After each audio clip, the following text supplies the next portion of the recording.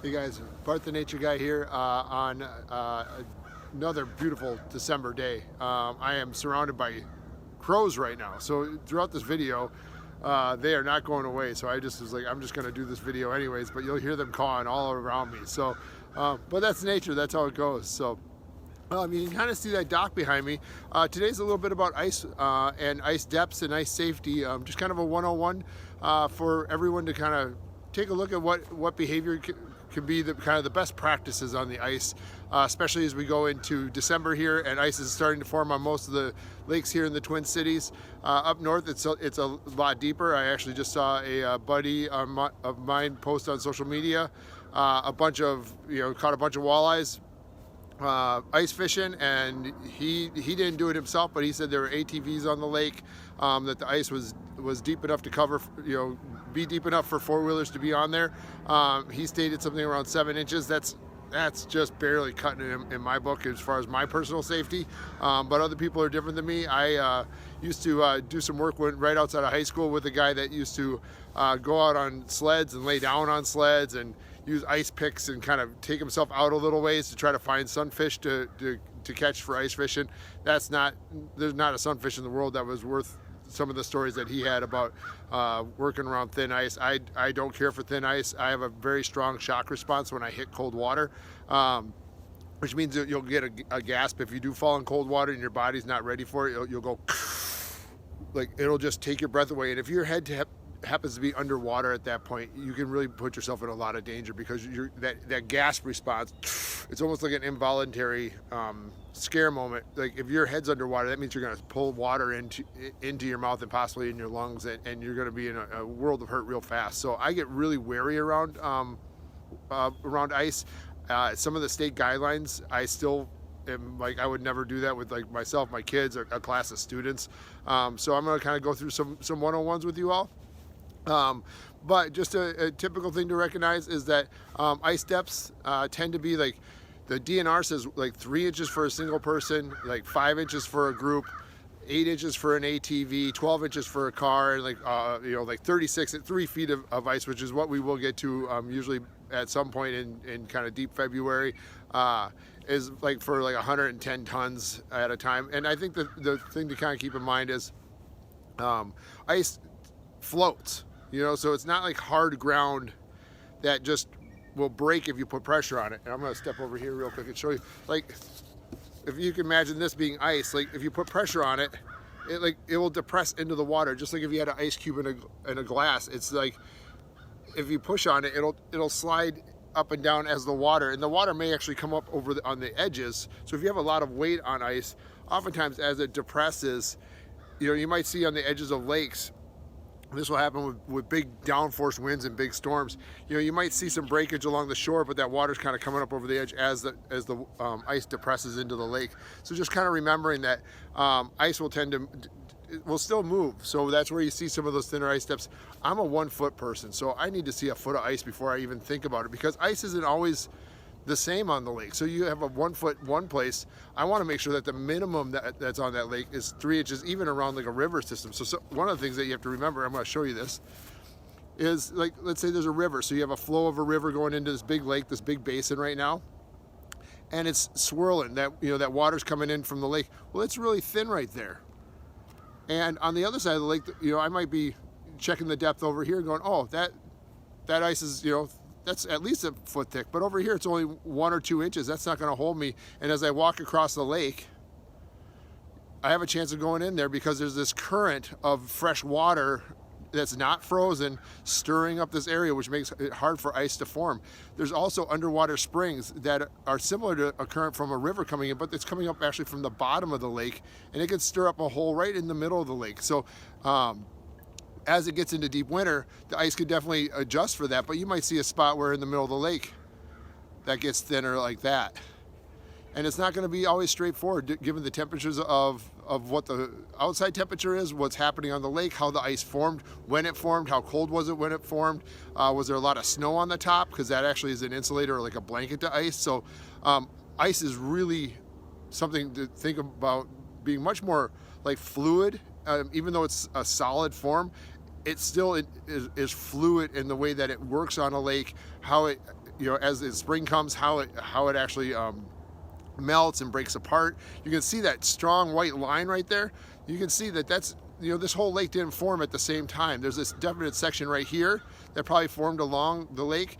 Then you see where the big wind probably came across and blew chunks of ice up into this section, and then it refroze another time. So you have this section right here that could actually be really thick compared to the rest of the lake because all this ice built up here, or it actually could be really thin. Depending on how that formed, it actually could be a really thin part of a lake. And a lot of times ice will break like plate tectonics. So you have like two sheets of ice that are together and there's a big crack, but it can form like this, and you'll actually have a little ramp that comes up, almost like when you think of like when you study plate tectonics in school, you might actually have like a ridge line that comes up, and that area right there is actually not very sturdy. You can get little water pools that build up there that may not actually, where you might not go through, but you could get really, really wet. And if it's 20 below zero, like a typical like deep freeze February, you might, if that's happened recently and you find yourself in that spot, you could be in a lot of trouble. So another thing to think about is if you did happen to fall in, one of the things, if this is the lake right here and you've been hiking from, let's say you took a hike from here and you got on the lake and you started coming across this spot right here, and then all of a sudden you fall in right here. Well, a way to think about it is, like, as soon as you fall in, you got to find your feet again. Find where you went out, because this ice held you all the way across. Everything here is a guess. You're just going, I don't know if it holds me. Why I fell in here, I don't know. Maybe the rest of the lake is all going to have me fall in.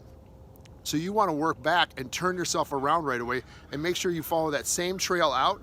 Once you're able to get yourself out of the ice, you want to make sure that you follow your footprints back out, because that was the only ice. That's your only guaranteed spot that ice was holding you. Even if you have to walk 75% of way across the lake again, you could just keep falling in. Even though you're really close to shore and it feels okay, you could find yourself in a world of hurt. Maybe there's a current there. Why did you fall in there? Maybe this is really nasty stuff right in here and this ice is really bad, and you get out and you're just gonna fall right back in again and put yourself in a world of hurt as the cold starts to take you over. So all that time in the water can be a problem. You have about 10 to 20 minutes. All our bodies are a little different. So before you start to feel that kind of the muscle constrictions, and your hands start to move a little bit slower, and you start to feel the effects of the cold water on your body. So you're gonna have that initial shock response, and you're just gonna want to try to breathe through that as best you can. And there's no way to do it. Hopefully in a couple weeks, I'll probably try to get out on that ice and do that for you, if I can find a really good safe location to do that, where I can also get dry quickly, and the temperatures stay in a solid spot. So just remember, you want to get up out of there, and the way you do that is, if you do fall in, you don't want to try to push yourself up like you're on the side of a pool. You want to actually act like you're a little kid in your swimming lesson, and you kick your feet up and get your body completely parallel, and then you're able to, so your feet kick up on the backside here, and then you slide yourself out, and then you stay on all fours or roll your way out. So just know you don't want to push straight up, because the chances of you re-breaking that ice and then submerging as it breaks through, and then you go whoop, pop back up like a bobber. Now you have your head wet. So if you do feel yourself breaking through, you want to get your hands as wide as you can. You do not want to get your chest and your face like underneath that water, because that's the thing that's above the water right now, and you want to keep it that way. So you want to definitely hold your arms out, make sure you have that solid, and then start kicking your feet and pulling your body parallel so it's sliding. And I'll do it from this side. So if you fall in, you want to get your feet, if they're right here, kicking, and slide yourself up out of the ice that way, versus that press up. So just know that, and if I get a chance to show you guys what that's like, I will definitely do it. So a couple things to go out on the ice. Now, there's two ways people end up on the ice. One is planned and one is unplanned.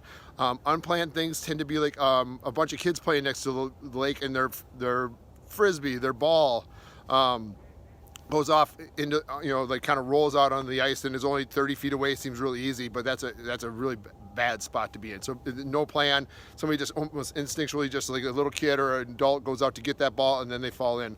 Another one could be, and unfortunately, a couple of years ago, there was a couple stories of people passing away, actually, trying to help their dogs who had ran out on like little suburban, like marshy ponds that are kind of, in the circle of all the houses, and there's some little kind of water runoff area that's marshy and wet. Those oftentimes hold a lot of kind of residential water, and the heat of the city and the heat of the cars keeps that area, even though the lakes, big lakes like this might be frozen, those little marshy ponds can be really dangerous, hold a lot of heat, and also that heat means that it's going to be thin ice. So their dogs go in and then they try to go save the dogs, and unfortunately they're not prepared or planning about being on the ice. So those unplanned ones are actually the most dangerous. It's kind of like when we were talking about day hiking a few weeks ago. And one of the most dangerous things people can do actually is on a day hike is just like grab their water bottle and go for a hike, which is what a lot of people do, but they don't plan or prepare of ever being lost or ever thinking about really where their location is. They just kind of get out of the car and go. That's another situation where it's that unplanned moment where somebody's dog goes in and falls through the ice and they're like, what's going to happen to my dog? And they just like, I got to get to my dog. So what do? You know? In suburban communities, I really encourage you to look around and use the things you might be able to find. Like I'm, covered with sticks here. There's sticks all over here. There's long sticks here that might be able to help, like if somebody were to go in the water to help. Other things that are in suburban communities, oftentimes along the side of houses, are like ladders, hoses that have been left out. Those are all like ropes and things that you can do to get somebody something to help them get out of that ice, and encourage them to know that there is help there and that you're going to do your best, but you don't want to put yourself in harm's way as well. So two people being stuck in the water in an icy situation, not good. So you want to make sure that you keep yourself safe. You want to try to get something out to them. Now just remember, like I have like almost 1, 2, 3 layers of clothes on. This is a neck gaiter, and if I take this off right now, it's almost a foot long. If I cut this real quick, that's almost 2 feet long. If I stretch it, I can probably, I don't want to stretch it and ruin it for going around my face for going into stores during COVID. But, if I really stretch this out, I could probably make it like 3 or 4 feet. If I add, right now, a belt to that, and now I have this, I have like 5 or 6 feet just off the top of, just right here. Let alone I take my jacket off, and now I have the width of my arms right here, which is almost off the camera. Now I have 5 or 6 feet. If I need to, I have my sweatshirt, and I can take my sweatshirt off. And now all of a sudden, before you know it, between my neck gaiter, my belt, my outside jacket, my sweatshirt, I now have almost 10 feet of something to help get to somebody. Now, if you're walking out there, again, you want to go out on all fours. It's thin. You want to also find that go out right where they were before they fell in, because it held them. So, sliding on your belly, dispersing your weight so you're not walking out there in a situation where you're going to fall in as well. So, and trying to get something, and you might use a stick or something to try to get that rope to them. So, even carrying a small thing of rope. I mean, this is just like a small, I can put this in the palm of my hand. It's just a little bit of paracord, but if I undo this, look how much rope this is. This is 10 or 15 feet, and that was just a little ball that I could put in my hand of paracord, and that's definitely going to, like getting that in somebody's hand to help them stay up and stay secure, and also feel like, okay, I can do this, I can get out of it. That's a huge piece of confidence, knowing that you have somebody helping you, and you have something there to help them out. So having a little bit of paracord. Now, when people are planning on going on the ice, whether it be cross-country skiing, ice fishing, anything like that, a lot of times they're planning and preparing for that moment and have a little bit more precaution. So it's just like that safety pack that I talked about a couple weeks ago on day hiking, just having a couple things with you. A couple things that you can have, like that rope that I just had. A couple other things people will have if I ever go out ice fishing, is one of the things I have is little ice picks. And so those can sit right here in my jacket, and you put them around like this. So it's always there. And if I need to, they're just like ice picks, but they're really short. But all you're doing at that point is they're staying with you, they're in your pocket, anything like that. And then you pull those out and you can stab into the ice and pull yourself up. So very simple little system. I have them with me when I ice fish all the time. Just even in the deep winter, it's just a part of my pack. Again, it's just like going on a day hike. I always have, like I talked about this pack the other week, like I just have this pack. It's always loaded. I always have stuff with me. But there's other ways to kind of, if you don't have an ice pick, like let's say in your little, like if you have a little fanny pack or a little something that you bring along, like when you're looking at like a little flashlight like this, look at the back of that edge. That is, if you took that in your hand and you jab that into the ice, even something like this can be of help just to kind of get yourself a little grip on that slick ice, something like that, where there's not a lot to grab onto. If it's winter time, like deep winter, and there's a lot more snow, that's going to be something to think about as well. So another thing, it can be really hard with that gasp response to really yell out and scream. So Little whistle, always a little nice added piece to have around your head during situations where you're walking on the ice, where it's a planned excursion onto the ice. And lastly, any sort of paracord, again, anything that can provide some length and some distance should somebody in your group, somebody you know, somebody you see need help. Again, looking for those things around you, logs, sticks, anything to get some distance between you and that hole to help that person out, not putting yourself in harm's way. Call a 911 right away, of course, is the first thing you do. You see somebody out on that, if you see somebody falling through the ice out there, first thing you're doing, if you have your phone with you, which most of us do, it's 911. Get those professionals out there, let them do the work. Be there to support as best you can in that in-between. You don't want to see something catastrophic happen, but we don't want to see anything catastrophic happen to you as well. So take care of yourself, take care of others, and then get the professionals out to help. They can be there right away. And that cold water, again, you have 10 to 20 minutes. So if they can just even keep themselves up, worst case scenarios, you can actually start to freeze your jacket. If you've ever had like taken like an ice cube or anything out of the fridge and you stick it to, you know, like they always talk about like sticking your tongue to like a frozen pole, you know, like in movies and stuff, they'll talk about that. And your jacket will actually start to freeze to the surface of that ice too. So you can actually, your wet jacket you can take up and kind of get your arms up there. If you feel like you're wearing out, you can try to start freezing your jacket to the surface to hold yourself up. Really zip yourself up in there so it doesn't come undone, and really try to hold yourself up there. But let that jacket do the work with the ice as well, to hold your head up above the water. Should you be struggling to get yourself out, use that whistle when you can. And then if you have something that you can start to modify, keys in your hand, anything like that to start using. You know, I have a keychain right here. You know, like if you can use that as some sort of pick just to start getting yourself a little bit of distance. Don't try to take your shoes off. Don't try to do that. Like, you don't want to put your head under the water to try to get your shoes or your boots off at that point.